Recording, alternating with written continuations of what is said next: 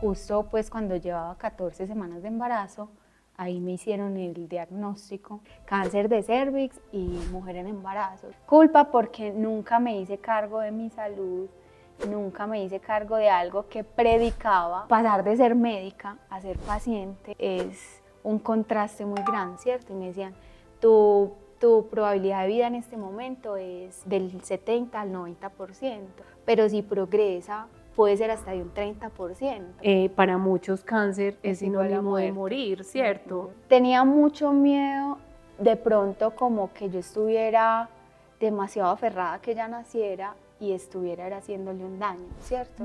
Porque igual la quimioterapia atraviesa la placenta. Definitivamente la felicidad la construye, es como uno vea la realidad. Si yo quiero ver este momento de mi vida como una tragedia, hubiese sido una tragedia completamente, ¿cierto? De otra manera, o sea, decidir verla como una bendición, como un regalo, como un aprendizaje, eso te ayuda a sobrellevar cualquier carga.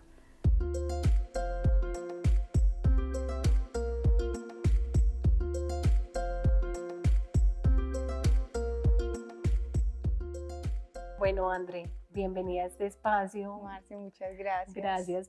Gracias a ti por recibir la invitación. Yo no pensé que de pronto me la ibas a recibir, pero para mí es un honor que estés aquí, especialmente porque sé que tu historia va a mostrarle a muchas personas la primera impresión que yo tuve de ti, de una Andrea en UCI, pariéndose y pariendo a su bebé, porque nosotras no solo parimos hijos, sino que nos parimos también en ese momento. Y la palabra que tengo tuya es resiliencia. Eso ha sido como lo que me has reflejado sin conocerte mucho.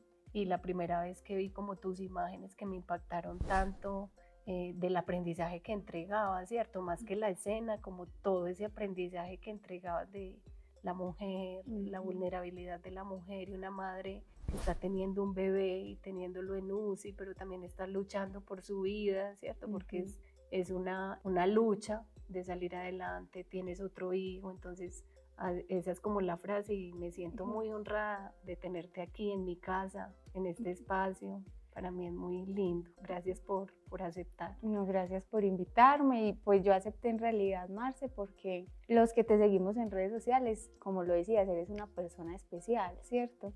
Y es ver por las experiencias, por lo que sea, pero inspiras a la fuerza femenina, inspiras a lo natural, a la serenidad. Entonces yo dije, si hay algún espacio en el que yo quisiera contar mi historia es, pues, qué más que contigo. Entonces, muchas gracias por invitarme. Qué rico, gracias, me siento muy honrada por eso, porque me parece que es algo importante, es algo importante y quiero darle la importancia que merece, no solamente por tu historia, sino también por la historia de tus hijos y todo lo que tú representas. Muchas gracias. Para muchas mujeres, cuéntame tú qué tipo de cáncer tuviste, tienes. ¿Cómo fue la experiencia? Porque ahora me contabas que eres médico. Sí, bueno, no, el cáncer pues que a mí me diagnosticaron fue cáncer de cérvix o de cuello uterino, ¿cierto? Bueno, si estoy utilizando términos muy médicos, me dice. Entonces, cáncer de cuello uterino. Yo creo que es muy familiar para muchas, sí, porque es el temor de hacernos la citología. Exacto. ¿Y se da por NIC o se te dio por otra razón? No, mira que fue por PBH, sí, fue por papiloma. El cáncer que me dio fue el adenocarcinoma. Normalmente hay escamo celular, adenocarcinoma y otros tipos, ¿cierto?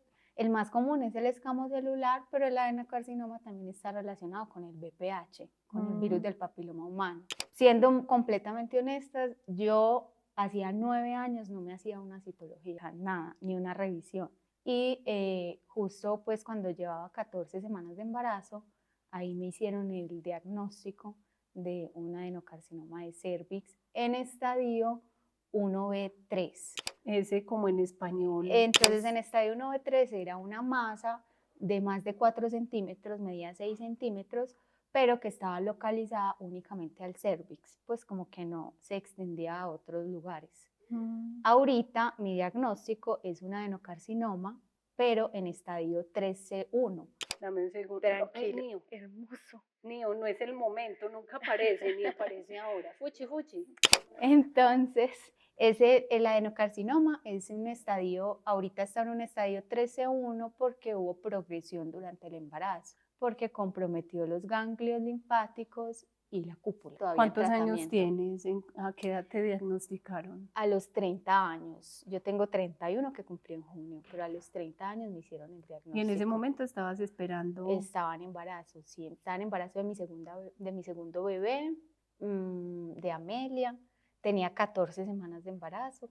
Y bueno, o sea, en realidad el diagnóstico llegó porque yo tenía sangrados, pues como sangrados durante el embarazo, y pensábamos que eran amenazas de aborto. Y entonces, dentro de todas esas consultas que realicé a urgencias, como un angelito, llegó una médica que es una colposcopista y hizo un examen físico súper completo y ahí diagnosticó, pues me dijo, tenés una masa y estoy casi segura que es un cáncer. ¿Qué sentiste en ese momento? Marce, en ese momento yo lo que sentí fue culpa. O sea, pues Andrea se llenó de culpa. ¿Por qué? Por esto, porque yo médica, personal de salud, pues ya mamá, y yo decir 9 años de mi vida y yo nunca haberme hecho una citología, porque muchas personas saben que el cáncer de cervix es muy detectable a tiempo, ¿cierto? Para eso es la citología como un tamizaje. Y simplemente yo llevaba 9 años sin hacerme una citología, nunca. Imagínate que en Fruto Salvaje, cuando a mí me detectaron también inicios de cáncer por virus de papiloma humano, que también es un estigma, que también hay muchos sesgos y muchos mitos alrededor del virus, del papiloma humano, los temores y cómo se refuerzan a través de la historia de cada una de nosotras por abusos. Por ejemplo, yo todavía sigo con mucho temor de hacerme la citología, se sumó el miedo de ver los resultados.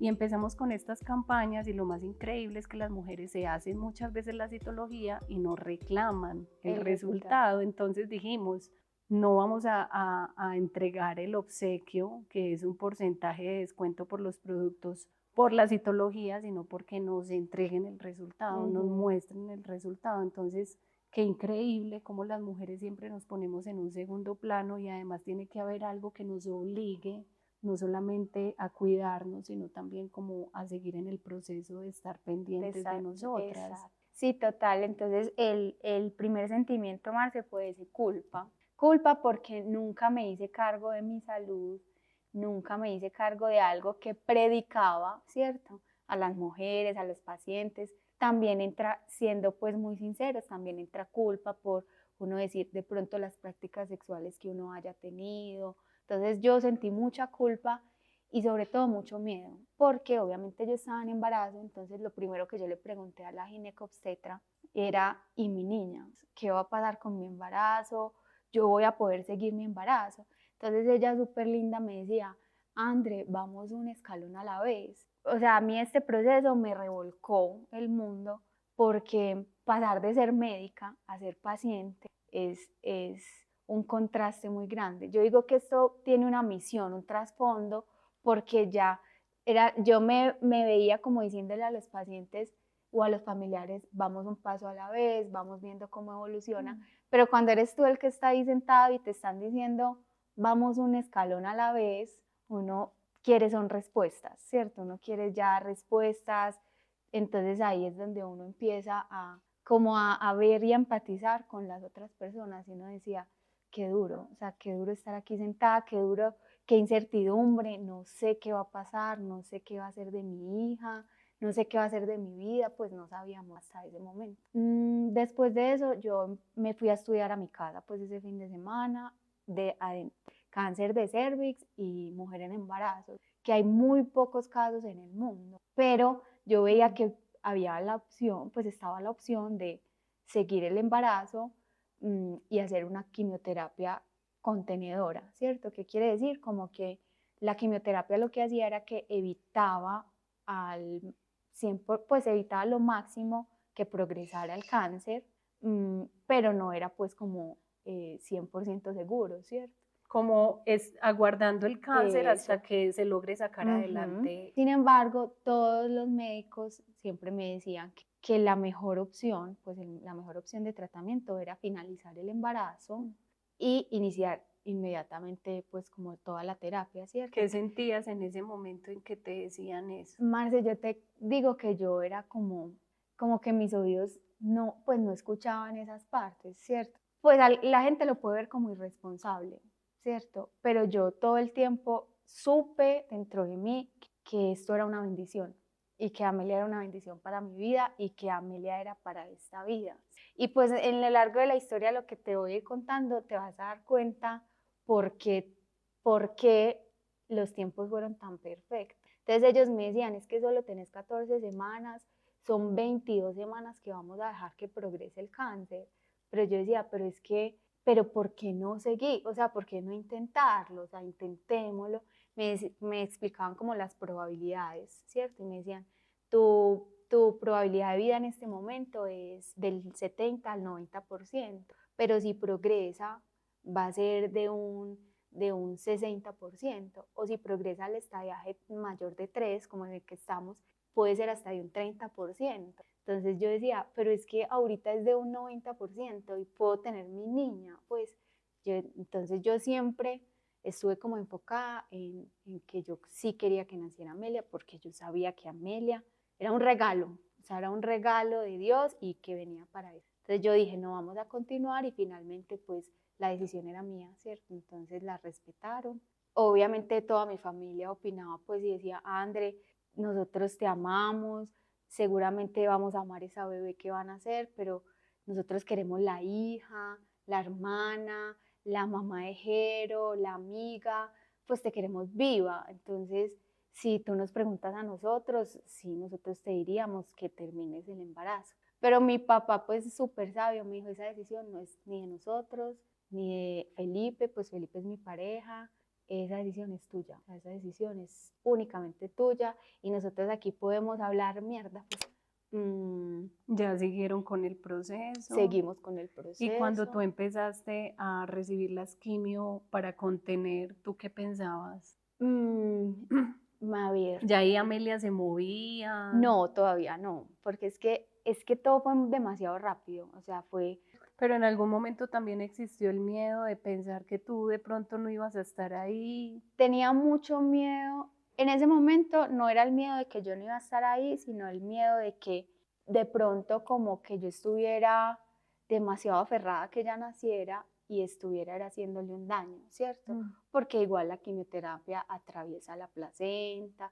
Entonces yo decía, las probabilidades pues de malformaciones eran mínimas, pero existían, ¿cierto?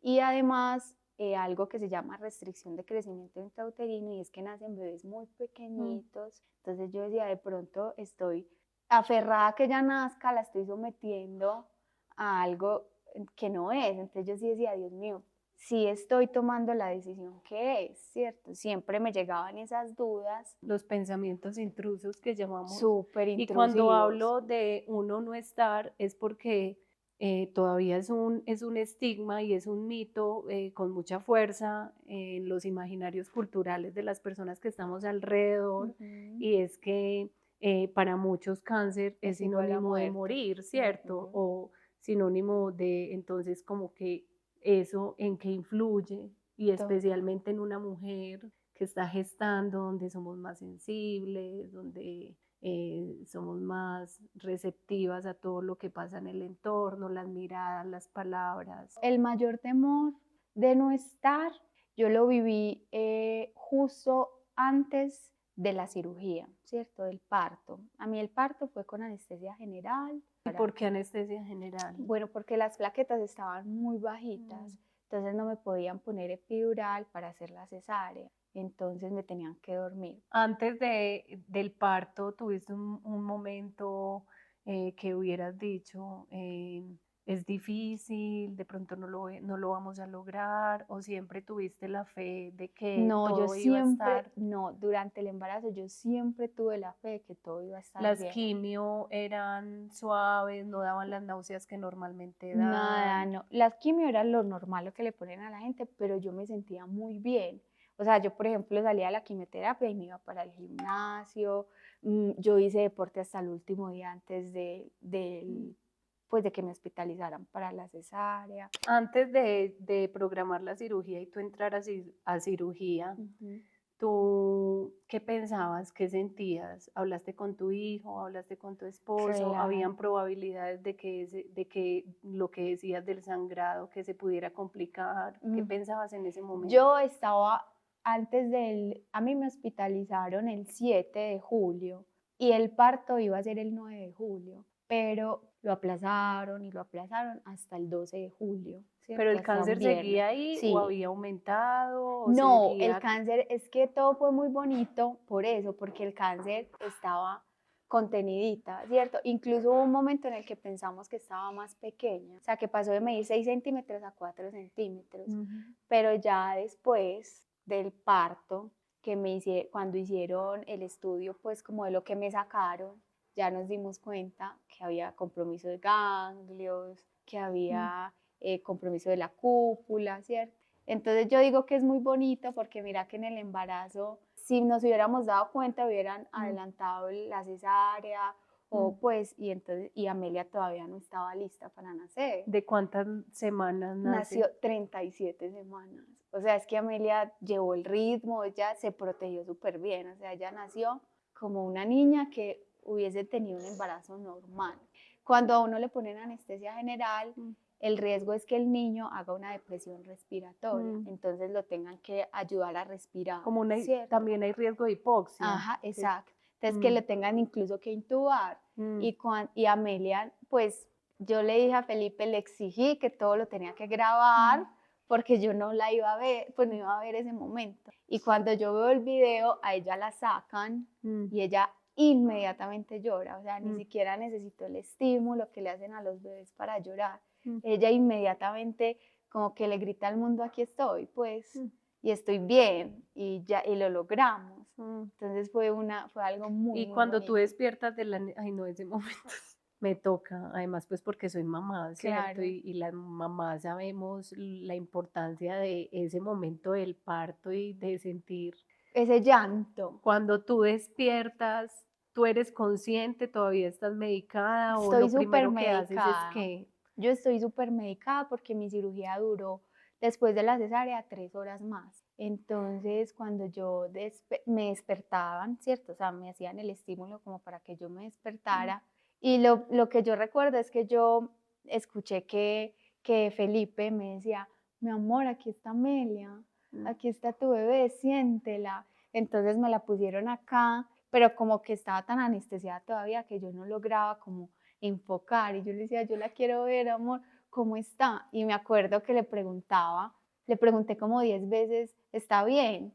¿Está bien? Y él volvía y me respondía con mucho amor, mi amor, está súper bien, es hermosa. Ay, y yo volvía y le decía, novio, la niña está bien, está perfecta, mi amor, y yo está bien. Y respiró, sí, mi amor. Entonces, por ahí 10 veces le pregunté lo mismo. Ya cuando pude ver ese ángel, pues eso fue una maravilla. ¿Qué sentiste? No, o sea, es que ¿La pudiste pegar de la teta? No, por la anestesia. Por la anestesia no la pude pegar, era solo tetero, pero es que uno se inunda de una felicidad que yo creo que nunca uno vuelve a tener ese sentimiento en el momento de uno tener un bebé. O sea, yo solo he vivido esto cuando tuve a Jerónimo y lo volví a vivir con Amelia y era una felicidad como está aquí, o sea, lo logramos, mi niña ¿Pero hace crees parte que de hay esto. una diferencia de el parto y el proceso con Jero a con Amelia? O sea, pues porque obviamente es un proceso más vulnerable. No, completamente diferente. O sea, con Jerónimo yo también luché una batalla, ¿cierto? Porque yo fui mamá soltera, joven, en ese momento no tenía el apoyo del papá de Jerónimo y yo me aferré a tener a mi niño también y él me dio un motivo, ¿cierto? Y ya con Amelia obviamente la situación era diferente porque antes de que a mí me anestesiaran yo tenía mucho, mucho miedo. O sea, fue el único momento en el que yo tuve miedo. Todo este proceso me acercó a Dios, porque cuando yo estaba justo antes de recibir la anestesia, yo me acuerdo que le pedí a Dios que me permitiera ver a mis hijos. Yo le decía, permíteme ver a mis hijos y permíteme ver otra vez a Jerónimo.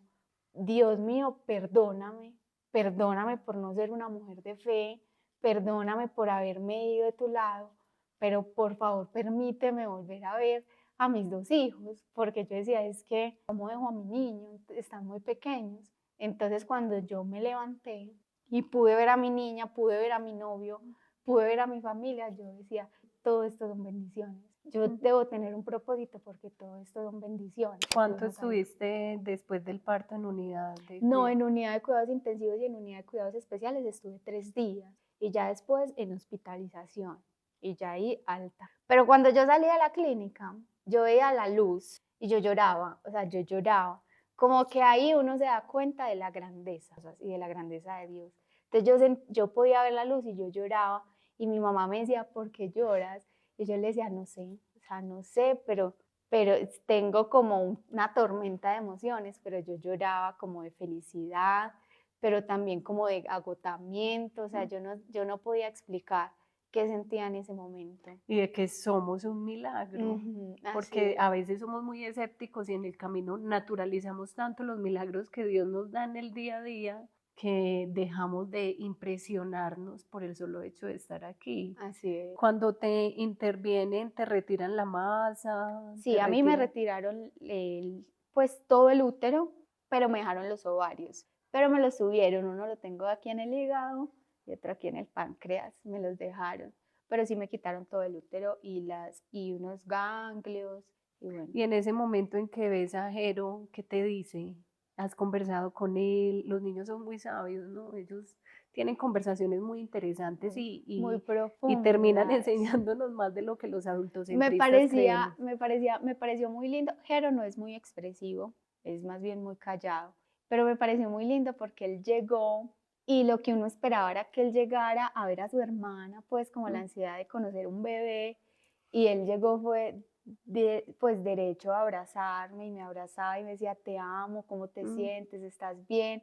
¿Estás bien, mamá? Te amo. Y todo el tiempo, y todo el tiempo. Y ya después de todo este proceso de UCI, ¿cómo ha seguido el cáncer? ¿Cómo ha seguido ese proceso del cáncer cuando ya te sacan de la cirugía, cuando te extirpan lo que te tienen que extirpar, organizan lo que hay que organizar?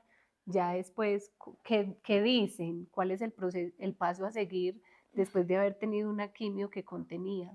Ya el paso a seguir es ya un tratamiento curativo, ¿cierto? Entonces es una quimioterapia diferente a la que me estaban aplicando y adicional radioterapia. Y ya después de eso viene algo que se llama braquiterapia y ese es como el plan que tenemos en el momento y mirar cómo va el proceso. ¿Y eso influye en algo en la parte relacional con los hijos, con la pareja, una mujer que está en cuarentena?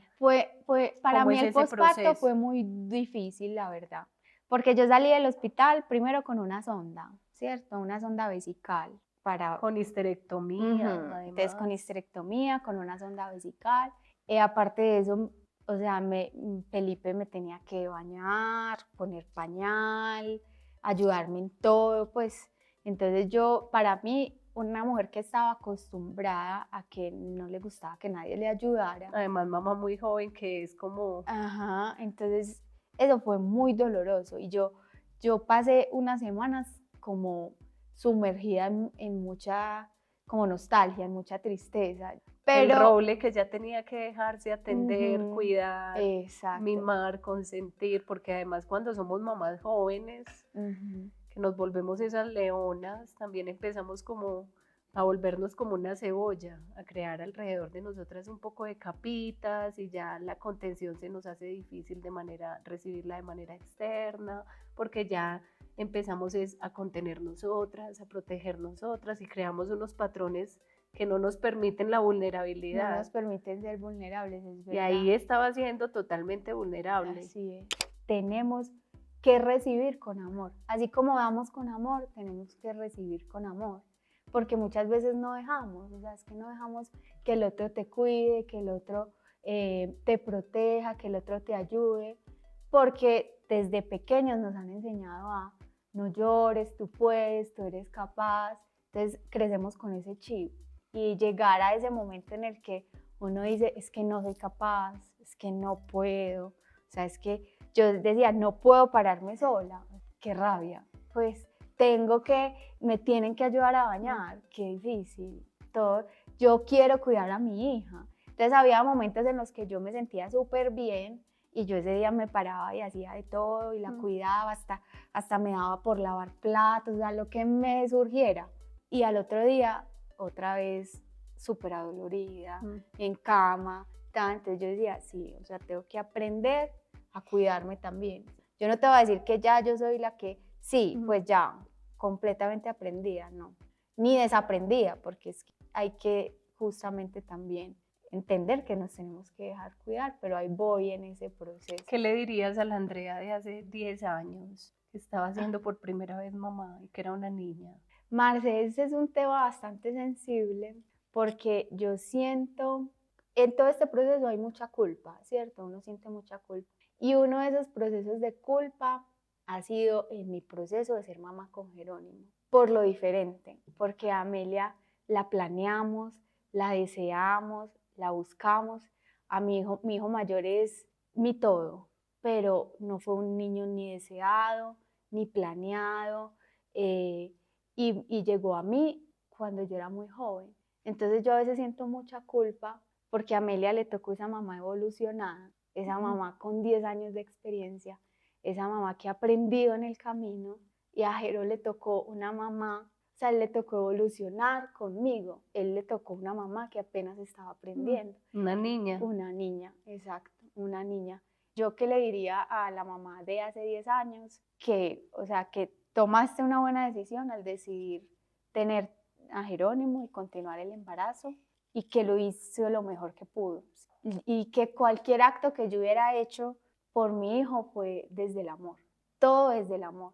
Y que espero que lo que le haya dado y lo que le sigo dando sea para que él sea un niño feliz. Encuentre la felicidad, que finalmente es lo que todos buscamos, ser felices. Es un tema que muy pocas personas conversan, pero yo pienso que las que hemos sido mamás muy jóvenes, muy niñas, cargamos no solamente mucha culpa, sino muchas heridas que no sabemos gestionar y que al final, como tú lo dijiste, terminamos resolviendo de la mejor manera y con las herramientas que podemos, pero estamos a tiempo, ¿cierto? Porque siguen siendo niños que podemos seguir reconstruyendo y desde la vulnerabilidad también expresarles todo lo que estamos haciendo por ellos, que es como algo que a mí me ha ayudado mucho con mi hijo mayor porque yo también he estado ahí.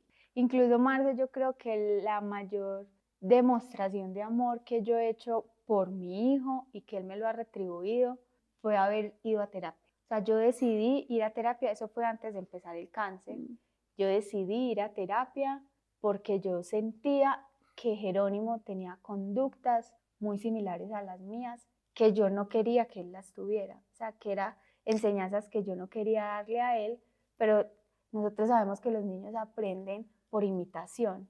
Entonces yo decía, yo necesito sanar, yo necesito evolucionar para que mi hijo evolucione conmigo, ¿cierto? Porque pues finalmente es un ser tan vulnerable que es responsabilidad 100% mía en este momento de cómo él sea. ¿Qué le dirías a la Andrea en el momento en que le dan la noticia de que tiene cáncer?